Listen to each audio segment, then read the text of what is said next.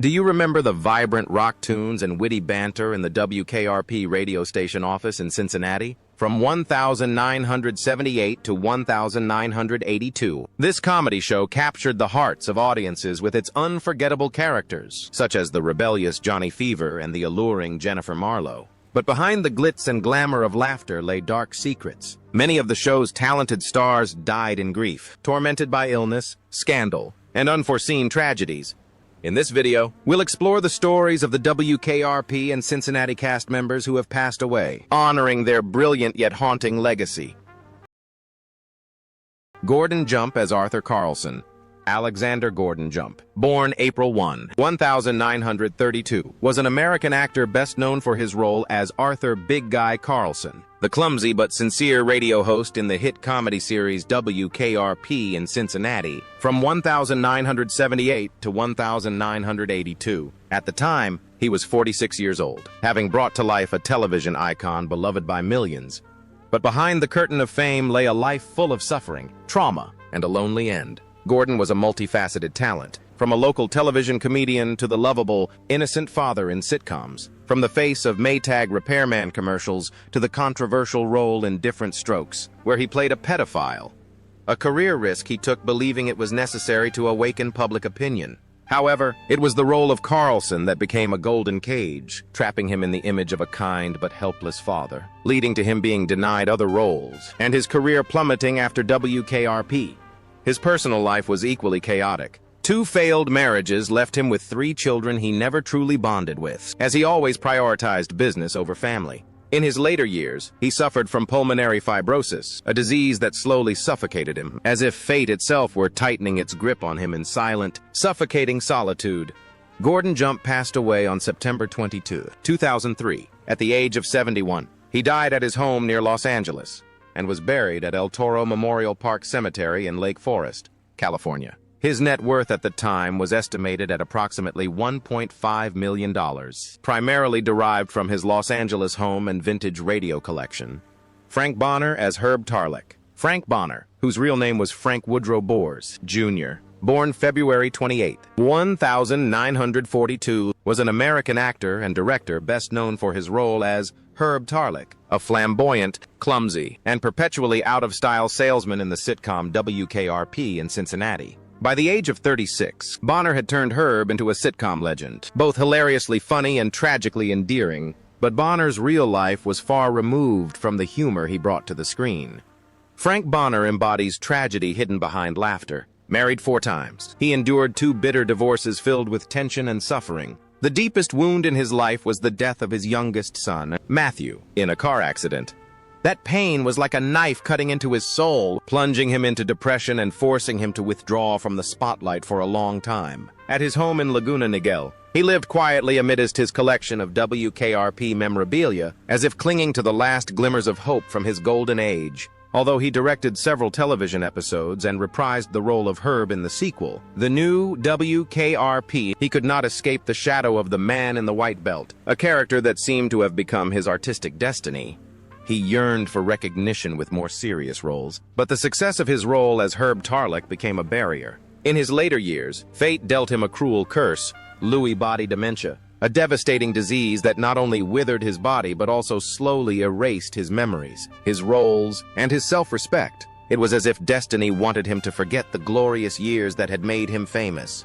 Frank Bonner passed away on June 16, 2021, at his home in Laguna Niguel, California, at the age of 79. The cause of death was complications from Lewy body dementia, a disease that claimed his soul before his body. His final estate was valued at approximately $1 million, including his home and his WKRP memorabilia collection.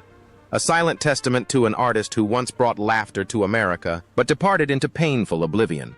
Howard Hesseman as Dr. Johnny Fever. Howard Hesseman, born February 27, 1940, in Lebanon, Oregon, was an American actor best known for his role as Dr. Johnny Fever, the quirky, rebellious, and charismatic DJ in the hit comedy series WKRP in Cincinnati, from 1978 to 1982. At age 38, Hesseman not only played the role but fully embodied it. He was once a real DJ under the stage name Don Sturdy at KMPX-FM in San Francisco, breathing life into the vibrant character that brought him to the height of fame. But that rebellious spirit also became a trap, imprisoning both his career and his inner life. After the resounding success of WKRP, Hesseman tried to shed his eccentric DJ image to seek more serious acting roles. He made his mark in Head of the Class as history teacher Charlie Moore, a completely different character, intelligent and emotionally rich. But the past still haunts him. He has never escaped the shadow of Johnny Fever. The big opportunities gradually disappeared, leaving him with only recurring cameo appearances and supporting roles. In real life, his 33-year marriage to actress Caroline Ducrotch was tumultuous. They quietly separated and then reunited, had no children, and frequently faced arguments and emotional conflicts. A major shock to his spirit was the sudden death of a close friend and former musical colleague, which plunged him into a deep depression. During the peak of his career, he abused substances, and in later years, he withdrew from public life for extended periods. Hesseman sought peace through painting, writing, and restoring classic cars. His prized car collection at his Los Angeles home became a private sanctuary after a tumultuous creative journey. But that house also became a museum of the past, a quiet refuge for unfinished artistic dreams and a fading brilliance. On January 29, 2022, Howard Hesseman died in Los Angeles at the age of 81 from complications following colon surgery. His death was quiet, a somber end to the life of a talented artist forever associated with the image of the eccentric DJ, who once took American television by storm, only to fade into the shadows of his own fame. He left behind a net worth of approximately $2 million, including his Los Angeles home and a collection of classic cars, silent testaments to the soul of an artist who never truly found peace. Carol Bruce Jungvi Lillian Carlson. Carol Bruce, whose real name was Shirley Levy, was born on November 15, 1919, in Manhattan, New York. She appeared on the WKRP in Cincinnati at the age of 59, playing Lillian Carlson, a powerful and sharp-witted radio hostess, embodying a tough woman in the chaotic world of radio broadcasting. But behind her cold gaze and deep voice on screen lay a life of quiet solitude and melancholic regret. Born into a Jewish family, Carol began her singing career in the late 1930s and quickly rose to fame on Broadway, despite lacking formal vocal training. She was the first to succeed Helen Morgan in the legendary role of Julie in the musical Showboat, having been discovered by Irving Berlin at a nightclub. Carol was a true star of the American stage and radio of the mid-20th century, a captivating voice and a respected presence. However, her personal life told a different story. After her marriage to a music executive ended, she raised her daughter Julie alone. A bitter financial dispute in the 1980s shattered their mother-daughter relationship beyond repair. She never remarried, and once confided to the press that fame could never fill the void in her heart. Although her screen comeback as Lillian Carlson was memorable, Hollywood typecast her in roles of cold, strict mothers, an image that ultimately drained her passion for acting. She lived in seclusion in her Woodland Hills, California home, filled with antique jewelry, vintage posters, and handwritten sheet music from her Broadway heyday. But that home offered her no peace. She quietly battled chronic obstructive pulmonary disease, COPD, refused interviews, and withdrew from the public spotlight. In her final years, she lived like a shadow, trapped between vivid memories and lingering loneliness. She once described that feeling as the persistent echo of a song that never ends. Carol Bruce died on October 9, 2007, at the Film and Television Hospital and Nursing Home in Woodland Hills, at the age of 87. She was cremated, and her ashes were given to a cousin. At the time of her death, her net worth was estimated at approximately $800,000, primarily derived from her home and Broadway memorabilia. Her ultimate legacy as a once brilliant star, now quietly fading into oblivion amidst the unfinished melody of her own life. Ian Wolfe as Hirsch. Ian Marcus Wolfe, born November 4, 1896, in Canton, Illinois, was one of the most enduringly influential supporting actors in Hollywood history, with over 400 film and television roles spanning 7 decades.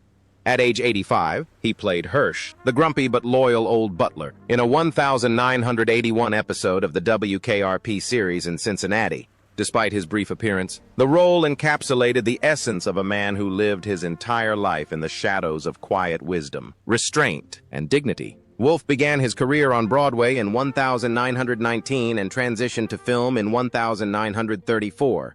From then on, he became a familiar face in classic films such as Mutiny on the Bounty, 1935, Saboteur, 1942, Rebel Without a Cause, 1955, THX 1138, 1971, and Dick Tracy, 1990. Audiences recognized his face in the roles of father, doctor, butler, or wise old man, even when he was only in his early 30s.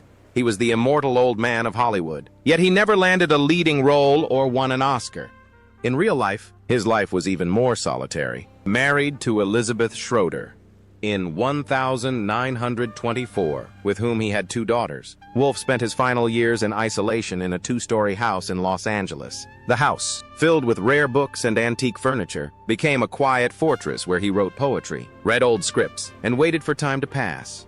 His family relationships fractured due to inheritance disputes, and he died in complete solitude, without reconciliation. Despite being respected in theater circles and a medical expert during World War I, Ian Wolfe always felt forgotten by Hollywood. His role as Hirsch in WKRP was his final bright moment. Witty, sharp, yet profoundly human, much like the man himself. Ian Wolfe died on January 23, 1992, at the age of 95 from natural causes. There was no elaborate funeral, no lights to bid him farewell. He passed away as he had lived, quietly, steadfastly, and anonymously, leaving a net worth of approximately $600,000 to an art preservation society. An actor who spent his entire life performing, yet never received a leading role, not even in the story of his own life. Max Wright as Frank Bartman. George Edward Max Wright, born August 2, 1943, in Detroit, Michigan, is an American actor who played Frank Bartman in a WKRP episode in Cincinnati in 1982 when he was 39 years old. Although it was only a brief cameo, it was a small step toward the crucial role that shaped his career. Willie Tanner played the lovable suburban dad in the comedy series ALF from 1986 to 1990. But when the spotlight faded, Max Wright's life turned into a long, heartbreaking tragedy. Max embodied the gap between public image and private reality. In the ALF film, he was a patient father to a mischievous alien. In real life, he was a devoted husband to Linda Ibarrando, his partner from 1965 until her death from breast cancer in 2017. But after ALF's fame faded, his world crumbled. In the 2000s say, Wright was arrested multiple times for drug use, shattering his image as the exemplary father portrayed on American television. He became estranged from his 2 children, Ben and Daisy, and lived in isolation in his Hermosa Beach home, which was filled with dilapidated vintage cars, reflecting the chaos in his own life. Despite his past successes on Broadway and Tony Award nominations, Wright carried a deep-seated bitterness.